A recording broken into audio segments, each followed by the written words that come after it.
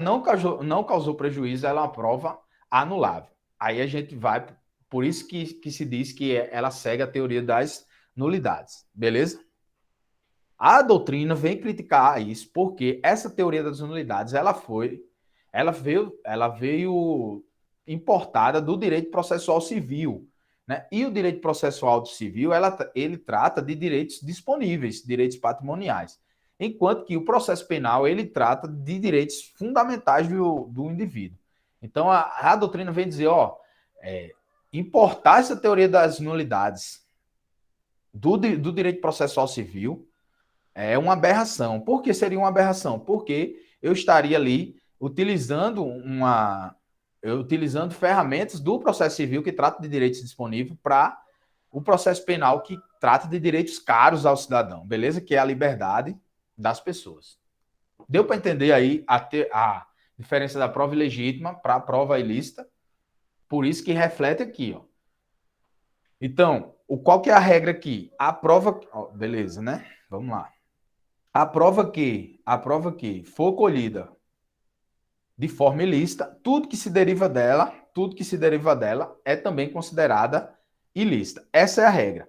Aí agora a gente vai analisar três exceções, que é a teoria da fonte independente, teoria da descoberta inevitável e teoria da tinta diluída ou da mancha purgada. O que é que seria isso? Beleza. A regra é que toda prova que se derive de uma prova ilícita, ela é também considerada ilícita. Beleza. Salvo se essa prova foi colhida por uma fonte independente daquela de que se originou, ou se uma outra exceção é a teoria da descoberta inevitável, ou seja, se pelos meus típicos de praxe, se pelos meus típicos de praxe eu também chegaria àquela prova da mesma forma, eu vou admitir essa prova que se derive da prova ilícita, beleza? Ou se o nexo causal entre o tempo entre a prova colhida e a ilicitude originária, se pelo tempo e pelo rompimento do nexo causal, eu também vou admitir essa prova. A gente vai analisar agora com calma, beleza? Então, eu tenho a regra de que toda prova que se deriva da prova ilícita também deve ser considerada ilícita e eu tenho três exceções. Tranquilo? Vamos avançar? Vamos lá. Então, ó, eu trouxe aqui uma jurisprudência. Você vê que nossos encontros a gente está sempre caminhando pela jurisprudência, que sempre vai ser cobrada e ajuda vocês a entender e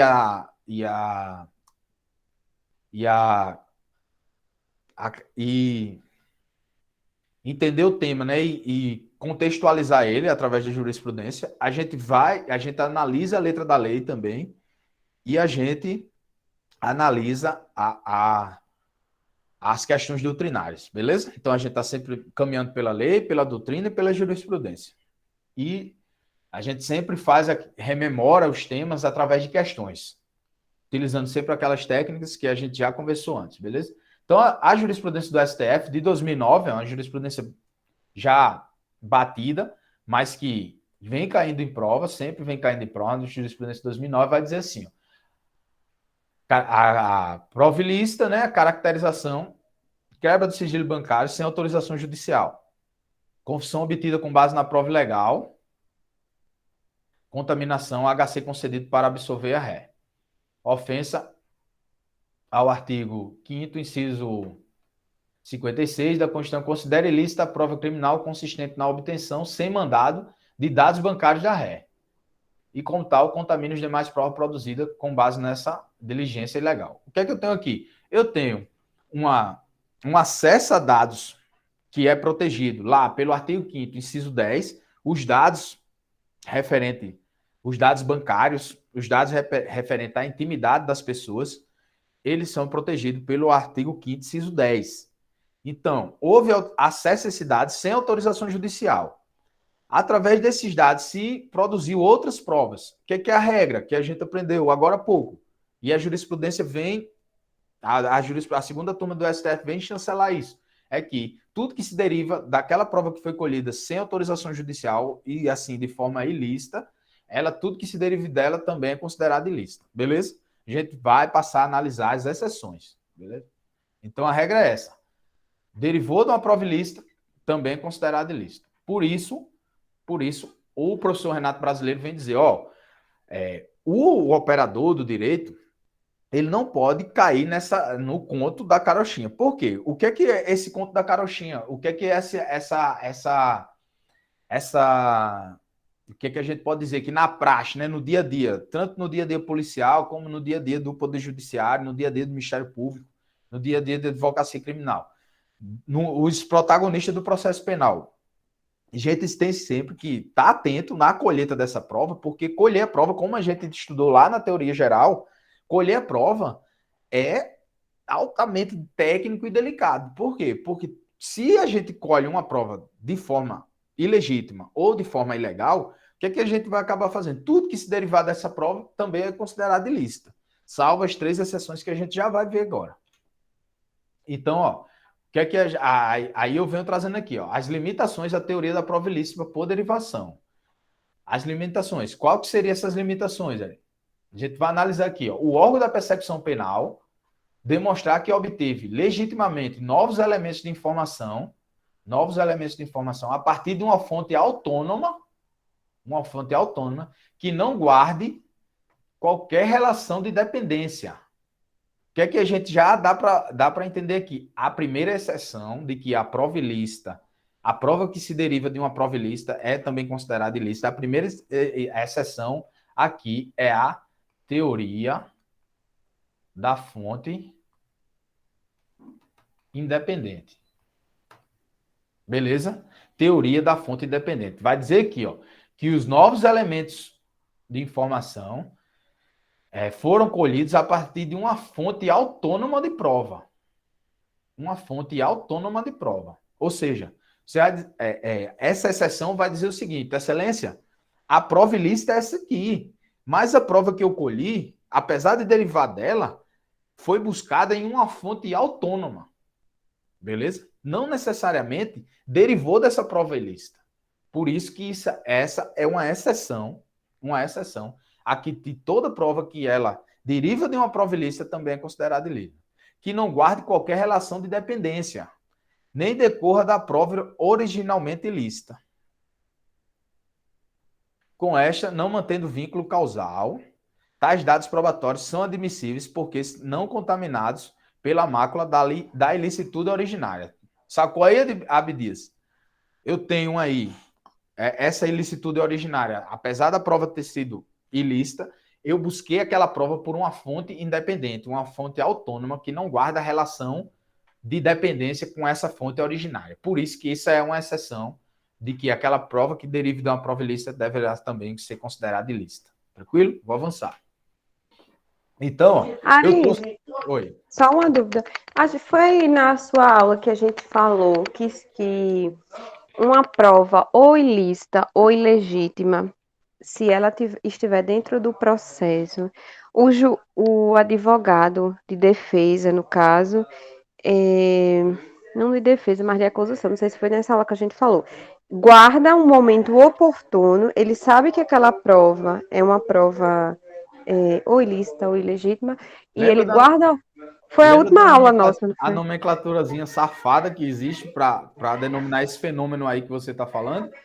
Eu tô tentando lembrar. É chamada de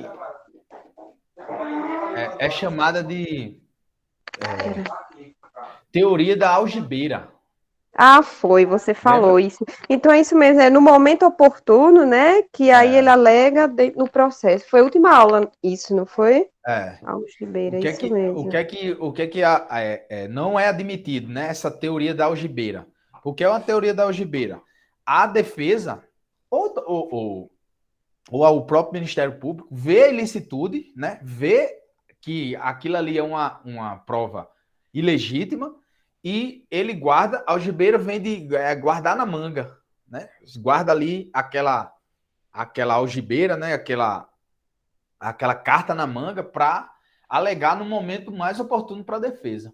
Por isso que se diz, se a prova é ilegítima, se a prova fere uma norma de direito procedimental e ela ela vai seguir a teoria das nulidades. Vai ver se é uma nulidade absoluta ou uma nulidade relativa. Vamos ver se ela vai causar prejuízo. Porque lá que esse conceito é importado do processo civil. No processo civil vai dizer que não há nulidade se não causar prejuízo. Por isso que a doutrina vai dizer, isso aqui é uma maldade gigantesca. Por que é uma maldade gigantesca? Porque lá no processo civil eu trato de direitos disponíveis, eu trato de direitos eu trato de bens jurídicos disponíveis. Aqui no processo penal, não, eu trato de direitos fundamentais, né? Direitos caros ao cidadão, ao indivíduo, né? Eu vou intervir drasticamente em direitos fundamentais. Então, eu preciso de muito mais cautela. Por isso que eu digo, ó, a defesa ela precisa alegar aquela ilicitude na primeira oportunidade, para que ela não guarde essa nulidade na manga para alegar no momento que ela ache mais oportuno. Tranquilo? Nulidade de algibeira. Nulidade de Nulidade algibeira. de algibeira. Não É, esqueço mais, eu acho que eu nunca fiz nenhuma questão sobre essa teoria, nem sobre esse tema. isso vive. O pessoal vive fazendo essas perguntas porque é uma palavra que dificilmente a gente consegue memorizar com facilidade, né? Aí geralmente aparece ela em prova discursiva, em prova oral. Nas carreiras policiais, agente, escrivão, eu acho pouco provável que venha uma questão nesse sentido aí. Mas esse tipo de nomenclatura, ela serve só para gente contextualizar a aula, né? Mas assim, nomenclatura, como muitos professores falam aí, o professor até Pedro Coelho fala, ó, nomenclatura no processo penal é questão de sobrevivência. A gente precisa memorizar ela somente para não ser pego de surpresa, né? Ó, minha internet caiu aí ou não?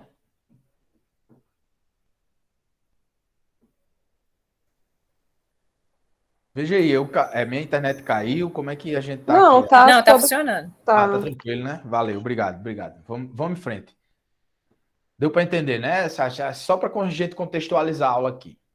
Então, eu trouxe aqui ó, a literalidade do artigo 157. Ele vai dizer o seguinte: ó, o parágrafo primeiro. São também inadmissíveis as provas derivadas das ilícitas, salvo quando não evidenciado o nexo de causalidade entre umas e outras. Ou seja, não há nexo de causalidade entre a prova ilícita e a prova que derivou dela. Ou quando as derivadas pudessem ser obtidas por uma fonte independente das primeiras. O que é que ele está contextualizando? O que é que a própria lei, o artigo 157, está dizendo aqui para a gente? Que se eu tenho uma fonte independente, é uma exceção aqui. A prova que se deriva de uma prova ilícita também deve ser considerada ilícita, beleza? Entendeu? A gente vai avançar. Em suma, o fato de haver uma prova ilícita nos autos de um processo não necessariamente resultará na absolvição do acusado, desde que haja fonte independente, não contaminada pela ilicitude originária, que forneça um conjunto probatório quanto à autoria e quanto à materialidade. Ou seja, eu tenho uma prova ilícita, mas essa prova que derivou dela, por ela ser independente daquela prova ilícita, ela vai ser admitida por se ela formar bases para autoria e para materialidade do delito. Tranquilo? Avança. O artigo 52, ele vai dizer o seguinte, o artigo 157, parágrafo 2º, vai dizer o seguinte, ó, considera-se fonte independente aquela por si só, seguindo os trâmites típicos e de praxe próprios da investigação ou instrução criminal, seria capaz de conduzir ao fato objeto da prova. Aí o que é que vocês vão fazer aí no material de vocês, ou fazer uma anotação aí no caderno? A doutrina veio dizer o seguinte, olha, quando o legislador, ele trouxe, quando ele falou aqui de fonte independente, tenha muita atenção, porque ele deu o conceito de descoberta inevitável. Cuidado com isso. Por quê? No parágrafo primeiro, quando ele fala da teoria da fonte independente, a gente viu que a fonte independente é a primeira exceção de que uma prova ilícita, a prova derivada de uma prova ilícita, ela pode ser admitida. Teoria da fonte independente. Agora, no parágrafo segundo do artigo 157, o legislador ele veio trazer o conceito de descoberta inevitável. Essa descoberta inevitável é a segunda exceção de que uma prova que deriva de uma prova ilícita também deve ser considerada ilícita. Se é que é esse conceito de descoberta inevitável. E o que seria isso, Ari? Descoberta inevitável.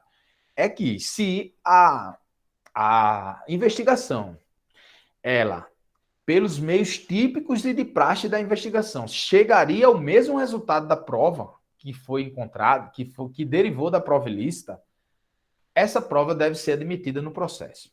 Tranquilo? Deu para entender? Eu vou.